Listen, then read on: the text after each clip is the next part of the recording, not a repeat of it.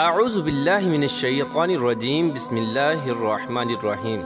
اللہ تبارک و تعالیٰ کے نام سے شروع جو بڑا مہربان اور نہایت رحم کرنے والا ہے۔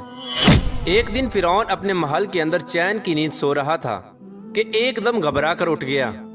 فرعون نے ایک دردناک خواب دیکھا جس خواب نے اس کی نیند کو اڑا کر رکھ دیا۔ اس ہیبت ناک خواب کو دیکھنے کے بعد فرعون نے کل اپنے دربار کے اندر تمام نجومیوں کو اکٹھا کیا اور اپنے خواب کی تعبیر معلوم کرنے کا کہا۔ فرعون نے نجومیوں کو بتایا کہ اس نے یہ خواب دیکھا ہے کہ بیت المقدس سے ایک آگ ظاہر ہوئی ہے جس نے تمام قبطیوں کو جلا کر راکھ کر دیا، جبکہ بنی اسرائیل کے مسلمانوں کو کچھ بھی نہ کہا۔ چنانچہ اس وقت تمام نجومیوں نے اپنے علم کا استعمال کیا اور اس خواب کی تعبیر نکالی، اور نجومیوں نے فرعون کو خواب کی یہ تعبیر بتائی کہ بنی اسرائیل میں ایک ایسا بچہ پیدا ہوگا جو تمہاری سلطنت کو تباہ و برباد کر دے گا اور خود تمہاری سلطنت پر قابض ہو جائے گا۔ چنانچہ فرعون نے اس خواب کی تعبیر سن کر اپنی سلطنت کے چھن جانے کے خوف سے قبطیوں کو یہ حکم جاری کیا کہ بنی اسرائیل کے ہر گھر کی نگرانی کی جائے، اور جس گھر میں بھی بچہ پیدا ہو اس کو قتل کر دیا جائے، اور بنی اسرائیل کے مردوں کو روک دیا جائے کہ وہ اپنی عورتوں کے بالکل بھی قریب نہ جائیں۔ چنانچہ اس طرح فرعون کا حکم پاتے ہی بنی اسرائیل کے ہر گھر کی نگرانی ہونے لگی، اور بنی اسرائیل کے مسلمانوں کے گھر میں جو بھی بچہ پیدا ہوتا اس کو قتل کر دیا جاتا۔ لیکن اللہ تبارک و تعالیٰ کی تقدیر میں جو کچھ لکھا تھا وہ ہو کر ہی رہنا تھا۔ اسی قتل و غارت کے دوران اللہ تبارک و تعالیٰ کی قدرت سے 2 بچے ایسے پیدا ہوئے جو اس قتل و غارت سے بچ گئے، اور اللہ تبارک و تعالیٰ کی قدرت یہ کہ ایک بچہ فرعون کے گھر میں پرورش پانے لگا، اور دوسرا بچہ جس کو اس کی ماں نے قتل کے ڈر سے ایک دور پہاڑ کے اندر چھوڑ دیا تھا، اس کی پرورش کے لیے اللہ تبارک و تعالیٰ نے اپنے سب سے مقرب فرشتے حضرت جبرائیل علیہ السلام کی ڈیوٹی لگائی۔ چنانچہ حضرت جبرائیل علیہ السلام روز اس بچے کے پاس آتے اور اس کے منہ میں اپنی انگلی داخل کرتے۔ اس انگلی کی وجہ سے اس بچے کو خوراک اور دودھ ملتا، جس کی وجہ سے اس بچے کی نشو و نما ہونے لگی۔ چنانچہ وقت اسی طرح گزرتا گیا اور وہ دونوں بچے جوان ہو گئے۔ اتفاق سے دونوں بچوں کا نام موسیٰ تھا۔ لیکن اللہ تبارک و تعالیٰ کی قدرت یہ کہ جو بچہ فرعون کے گھر میں پرورش پایا وہ بڑا ہو کر اللہ تبارک و تعالیٰ کا مقرب نبی حضرت موسیٰ علیہ السلام بنے، اور جس بچے کی پرورش اللہ تبارک و تعالیٰ کے سب سے مقرب فرشتے حضرت جبرائیل علیہ السلام نے کی تھی وہ بڑا ہو کر بدبخت سامری جادوگر بنا۔ پیارے دوستو، ادھر جب فرعون کا ظلم و ستم حد سے بڑھنے لگا تو اللہ تبارک و تعالیٰ نے اپنے پیارے نبی حضرت موسیٰ علیہ السلام کو یہ حکم جاری کیا کہ وہ اپنی قوم کو لے کر مصر سے روانہ ہو جائیں، اور اللہ تبارک و تعالیٰ فرعون پر دردناک عذاب نازل فرمانے والا ہے۔ چنانچہ حضرت موسیٰ علیہ السلام اللہ تبارک و تعالیٰ کے اس حکم کی تکمیل کرتے ہوئے اپنی قوم کو لے کر مصر سے روانہ ہو گئے۔ چنانچہ جب حضرت موسیٰ علیہ السلام اور باقی تمام مسلمان دریائے نیل کے قریب پہنچے تو ادھر فرعون کو یہ خبر ملی کہ حضرت موسیٰ علیہ السلام اور اس کی قوم مصر کو چھوڑ کر جا رہے ہیں۔ یہ خبر سنتے ہی فرعون نے اپنے لشکر کو تیار کیا اور اپنے لشکر کو یہ حکم دے دیا کہ بنی اسرائیل کے تمام مسلمانوں کو اور حضرت موسیٰ علیہ السلام کو قتل کر دیا جائے۔ چنانچہ فرعون کا لشکر حضرت موسیٰ علیہ السلام کے لشکر کا تعاقب کرتے ہوئے ان کے پیچھے چل پڑا۔ ادھر جب حضرت موسیٰ علیہ السلام اور بنی اسرائیل کے تمام مسلمان دریائے نیل کے کنارے پہنچ گئے تو حضرت موسیٰ علیہ السلام نے اللہ تبارک و تعالیٰ کی بارگاہ میں دعا کی اور دریائے نیل کے اندر سے رستہ طلب کیا۔ چنانچہ اس وقت اللہ تبارک و تعالیٰ نے حضرت موسیٰ علیہ السلام سے حکم ارشاد فرمایا کہ اپنے عصا مبارک کو دریائے نیل کے کنارے مارو۔ تو اس وقت حضرت موسیٰ علیہ السلام نے اپنے عصا مبارک کو اللہ تبارک و تعالیٰ کے حکم سے دریائے نیل کے کنارے پر مارا، تو اس وقت دریائے نیل 2 حصوں میں تقسیم ہو گیا اور دریائے نیل کے اندر سے ایک وسیع رستہ بن گیا۔ حضرت موسیٰ علیہ السلام اور تمام بنی اسرائیل کے مسلمان اس رستے کو عبور کرتے ہوئے بڑی آسانی کے ساتھ دوسری طرف چلے گئے، اور ادھر فرعون کا لشکر جو حضرت موسیٰ علیہ السلام کے لشکر کا تعاقب کر رہا تھا وہ بھی اسی رستے سے دریائے نیل میں داخل ہو گیا۔ اس طرح جب فرعون کا لشکر دریائے نیل کے بالکل درمیان میں داخل ہوا تو اس وقت اللہ تبارک و تعالیٰ نے دریائے نیل کو مل جانے کا حکم دیا، تو دریائے نیل اللہ تبارک و تعالیٰ کے حکم سے آپس میں مل گیا۔ اس طرح فرعون اور اس کا تمام لشکر اور تمام قبطی دریائے نیل کے اندر غرق ہو کر ہلاک ہو گئے، اور اس طرح فرعون کو ہلاک کر کے اللہ تبارک و تعالیٰ نے دنیا کے لیے عبرت کا نشان بنا دیا۔ چنانچہ فرعون کی ہلاکت کے بعد حضرت موسیٰ علیہ السلام اور تمام بنی اسرائیل کے مسلمان ایک دوسرے مقام پر ٹھہر گئے۔ کچھ عرصے بعد اللہ تبارک و تعالیٰ نے حضرت موسیٰ علیہ السلام کو یہ حکم دیا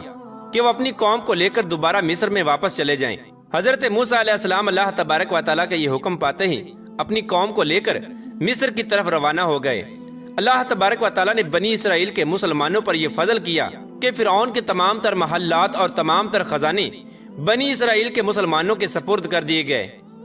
اسی دوران اللہ تبارک و تعالیٰ نے حضرت موسیٰ علیہ السلام کو تورات دینے کا بھی وعدہ کیا تھا۔ اللہ تبارک و تعالیٰ نے حضرت موسیٰ علیہ السلام سے یہ حکم ارشاد فرمایا تھا کہ وہ 30 دن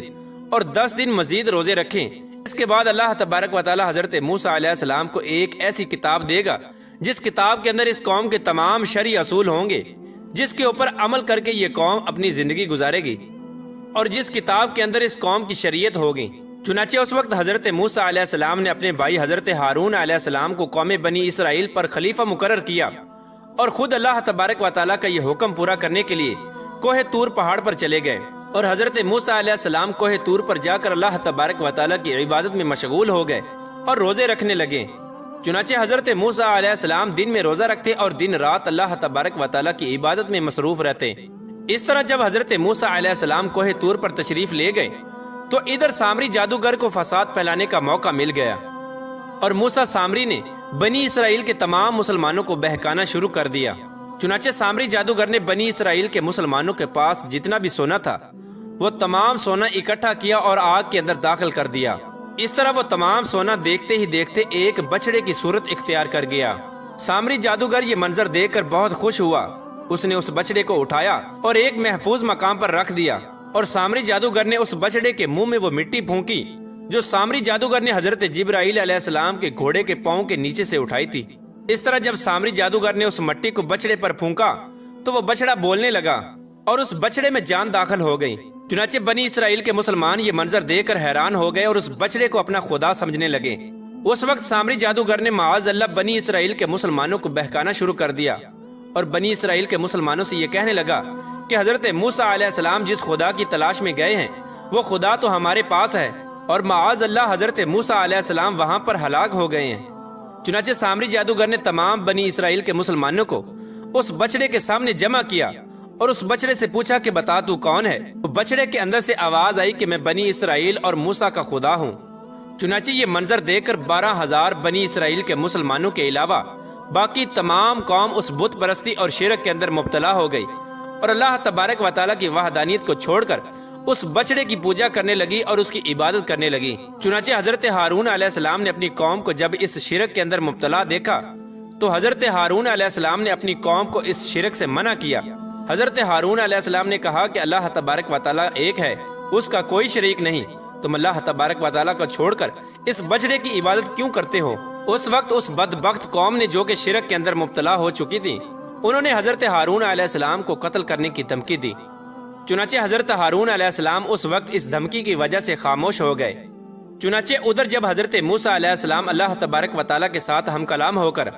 اور تورات لے کر واپس آئے تو اپنی قوم کو اس شرک کے اندر مبتلا دیکھا۔ آپ نے دیکھا کہ آپ کی قوم اس بچڑے کی پوجا کر رہی ہے۔ یہ منظر دیکھ کر حضرت موسیٰ علیہ السلام جلال میں آ گئے۔ حضرت موسیٰ علیہ السلام نے غضبناک ہو کر اپنے بھائی حضرت ہارون علیہ السلام کو بالوں اور داڑھی مبارک سے پکڑا اور آپ کو جھنجھوڑنے لگے، اور حضرت موسیٰ علیہ السلام اپنے بھائی حضرت ہارون علیہ السلام سے پوچھنے لگے کہ آپ نے اس قوم کو بت پرستی سے کیوں نہ روکا، اور یہ قوم بت پرستی کے اندر کس وجہ سے مبتلا ہو گئی، جبکہ میں آپ کو اس قوم پر خلیفہ مقرر کر کے گیا تھا۔ تو اس وقت حضرت ہارون علیہ السلام نے حضرت موسیٰ علیہ السلام کو بتایا کہ اے میرے بھائی، میں نے اس قوم کو بہت روکا،